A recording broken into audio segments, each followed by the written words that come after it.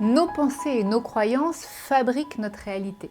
On sait par exemple que lorsqu'on fait des prédictions, elles ont tendance à se vérifier d'elles-mêmes. Il suffit qu'on les formule pour qu'elles se traduisent en réalité. C'est encore une fois tout le pouvoir de la pensée. Si je prédis qu'il va y avoir une pénurie d'essence, les médias relaient cette prédiction. Résultat, tout le monde se précipite à l'essence, ça crée une pénurie.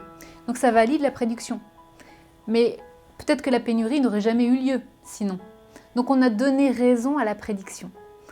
Et de la même manière, imaginez un enseignant qui fait sentir à un élève qu'il est brillant, qui lui montre « toi tu es brillant, tu vas réussir, tu as le moyen de réussir ». Il le met en situation de réussite et ça va se vérifier. À l'inverse, il peut aussi valider tout le contraire et il va amener l'élève à s'auto-saboter, à échouer. Ce que heureusement la grande majorité des enseignants ne font pas, hein. Mais ça montre l'influence de la croyance d'une personne sur une autre.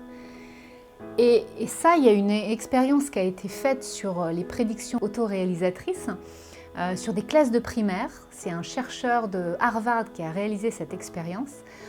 On a fait passer des tests de QI à des élèves d'une classe au début de l'année. Et on a donné aux enseignants les 20%, le nom des 20% d'élèves qui étaient les plus brillants, d'après les tests. Sauf que les noms, on leur a donné de façon complètement aléatoire.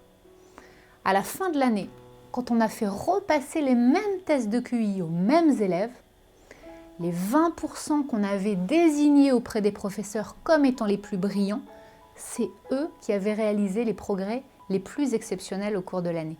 Pourquoi ? Parce que les enseignants croyaient vraiment qu'ils étaient exceptionnels. Et ils le sont devenus. Et c'est devenu une réalité. C'est pas beau ça ?